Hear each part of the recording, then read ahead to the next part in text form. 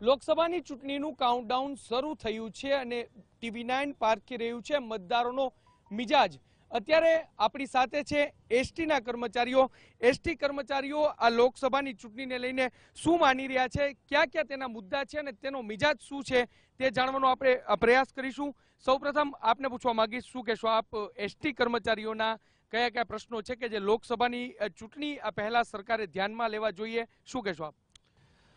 ચૂંટણી પહેલા સરકારે ધ્યાનમાં લેવા જોઈએ એવા મુદ્દામાં અમારું માનવું છે, અમારે 6ઠા પગાર પંચની વિસંગતતા હતી તે હજી પૈતી નથી, ત્યાં 7મા પગાર પંચની વિસંગતતાઓ આવી ગઈ, તે બધી 2 પગાર પંચની વિસંગતતાઓ દૂર કરવી જોઈએ।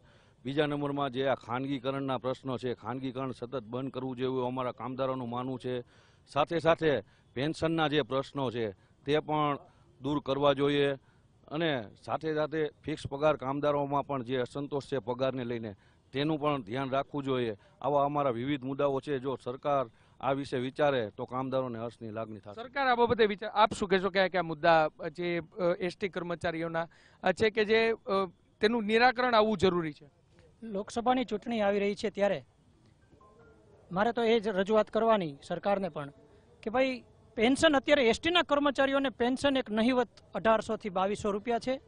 જે ક્લાસ 2 ઓફિસર હોય છે તેને પણ 2200 રૂપિયા પેન્શન મળે છે। 2200 રૂપિયામાં અત્યારે ઘર પણ શું દૂધ પણ નથી આવતું, એટલે આ એક મોટી વિસંગતતા છે। અને જે જૂની પેન્શન પદ્ધતિ હતી બીજા સરકારી ખાતાઓમાં જે છે હતી કે ભાઈ પગારના અડધો, જે લાસ્ટ છેલ્લો પગાર હોય તેનાથી અડધો પગાર પેન્શન તરીકે મળતો, એ ચાલુ કરવી જોઈએ। અને સરકારની જવાબદારીમાં આવે છે કે તમામ કર્મચારીઓ એસટીના હોય કે કોઈ પણ વર્ગના હોય, રાજ્ય સરકાર હોય કે નિગમો હોય, કોર્પોરેશનો હોય, કેન્દ્ર સરકાર હોય, તો બધાને સરખી કેટેગરીમાં સમજી અને આગળ વધવું જોઈએ, બધાને એક સરખો ન્યાય આપવો જોઈએ। આ એક અમારી રજૂઆત છે। એસટી કર્મચારીઓ આમ તો રાજ્ય સરકારના કર્મચારીઓ કહેવાય છે, પરંતુ શરૂઆતથી લઈને અત્યાર સુધી કેન્દ્ર સરકાર અને રાજ્ય સરકારના જે કર્મચારીઓ છે તેને પગારને લઈને વિસંગતતા હોય છે અને આ લોકસભાની ચૂંટણી પહેલા તેમાં કોઈ નિરાકરણ આવું તેવું માનવું છે। આપ શું કહેશો, જે રીતે અત્યારની પ્રવર્તમાન રાજનીતિ થઈ રહી છે, ચોકીદાર ચોરે ને મેં હું ચોકીદાર, આ પ્રકારની રાજનીતિ કેટલી યોગ્ય છે?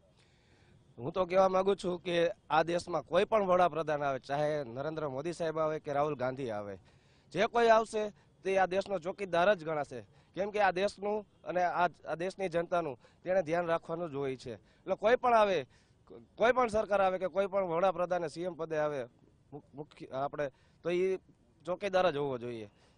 આપ શું કહેશો, 5 વર્ષના શાસનમાં કેટલા વિકાસના કામો થયા છે, શું માનો છો? આમ જોઈએ તો વિકાસના કામો તો ઘણા પણ થયા છે અને હજુ ઘણા બાકી છે, બરોબર। દાખલા તરીકે સરકારી કર્મચારી છે એના ઓનાથી વંચિત છે। દાખલા તરીકે હમણાં જ અમારે એસટીનું જે સ્ટ્રાઇક પડી હતી, જે સરકારે આની પહેલાંય પણ કીધેલું કે તમે જે ગુજરાત સરકારની જે પણ રૂલ્સ લાગુ પડશે એ તમને પણ આપવામાં આવશે, જ્યારે અત્યારે અમને લાગુ નથી પડ્યો। જ્યારે ગુજરાત સરકારના જે કર્મચારી છે એને જે ગ્રેડ મળવા જોઈએ એ હાલ અમને નથી મળ્યા। અમારી અને ગુજરાત સરકારના કર્મચારીઓને ઘણી વિસંગતતા છે, એટલે અમારે એસટી કર્મચારીઓની માંગણી છે કે ખરેખર ગુજરાત સરકારને જે રૂલ્સ, સરકારના કર્મચારીઓને જે રૂલ્સ લાગુ પડે એ તમામ એસટીને લાગુ પડવા જોઈએ, જેથી કરીને અમારી માંગણી સંપૂર્ણ સંતોષાઈ જશે। પગારને લઈને જે વિસંગતતા છે તે દૂર થવી જોઈએ। આપ શું માનો છો, 5 વર્ષના શાસનમાં કયા પ્રકારનો વિકાસ થયો છે અને હજુ શું બાકી રહ્યું છે, શું ખૂટી રહ્યું છે, શું કહેશો? હવે જોવા જઈએ તો પહેલેથી જ જે સડો હતો એ દૂર કરવામાં તો ઘણી વાર લાગે એવું છે, તાત્કાલિક કોઈ પણ વસ્તુ થાય નહીં। પણ વિકાસનું કહીએ તો 100% આપણે કહી શકીએ કે ભાજપ સરકારની પ્રોગ્રેસિવ નીતિ છે, સારી સારી સ્કીમો નાખે છે, સારી વસ્તુ આપે છે પ્રજાને, પણ એકયારે કોઈ પણ જાતનું સુધારો થઈ શકે નહીં અને તેને કારણે વિસંગતતા છે, તેને લીધે પબ્લિકને એના પ્રત્યે અસંતોષ છે। તો એ ધીરે ધીરે પ્રધાન સાહેબ તેમજ બધા ઉપરના સરકારી લેવલના કર્મચારીઓને કહેવાનું કે આ બધી વિસંગતાઓ દૂર કરી અને પબ્લિકને પૂરેપૂરો સંતોષ મળે તેવી જો યોજના કરે તો તેનાથી એ સરકાર માટે ઘણો ફાયદો રહેશે। આપ શું કહેશો, કયા પ્રકારનો વિકાસ થયો છે 5 વર્ષના શાસન દરમિયાન? વિકાસ તો ઘણો થયો છે સરકારમાં, પણ અમુક જે નોટબંધીની એને હિસાબે પબ્લિકને હેરાનગતિ થઈ, એમાં તકલીફ પડી છે, બાકી વિકાસ તો સરકારે કરેલો જ છે, એ 100%। આપ શું કહેશો? આપ કયા પ્રકારનું એસટી કર્મચારી તરીકે શું કહેશો? આપ કયા પ્રકારનો વિકાસ આપ જોઈ રહ્યા છો? કારણ કે એસટીના કર્મચારી છે તે ગામ ગામ અને શહેર શહેર ફરતા હોય છે. કેવા પ્રકારનો વિકાસ આપ જોયો? ઘણો વિકાસ કર્યો છે ભાજપ સરકારે અને હજી વિકાસ કરશે એવી પૂરેપૂરી આશા છે. આપ શું કહેશો? કયા પ્રકારની રાજનીતિ થવી જોઈએ? સર્જિકલ સ્ટ્રાઇકનો મુદ્દો આવ્યો સામે, એને લઈને આપ શું કહેશો? સર્જિકલ સ્ટ્રાઇકમાં તો હું એમ કહું છું કે આપણે આપ જોશો કે આ 5 વર્ષમાં જે એનડીએ સરકાર આવી, પેલા આપણે બરોડા, બોમ્બે, સુરત, ગુજરાત ઘણી જગ્યાએ આપણે બોમ્બ બ્લાસ્ટ થયા છે.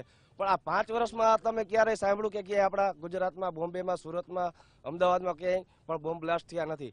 અત્યારે જે થાય છે તે કાશ્મીરમાં જે આતંકવાદીઓ છે ત્યાં લગી સીમિત છે. ત્યાં આપણી લશ્કર છે એ આપણે ઓલ આઉટનું કામ ચાલુ જ છે. એટલે આ સર્જિકલ સાહેબ એટલે આપણે જે દુશ્મન દેશ છે તેને આપણે ચોક્કસપણે આપણે એને જવાબ તો આપવો જ જોઈએ. આ હતા એસટી કર્મચારીઓના જે નો મિજાજ, મતદારોનો મિજાજ જોવાનું રહેશે કે લોકસભાની ચૂંટણીમાં આની કેટલી અસર પડે છે. કેમેરા પર્સન હિમાંશુ મકવાણા સાથે મોહિત ભટ્ટ, TV9 રાજકોટ.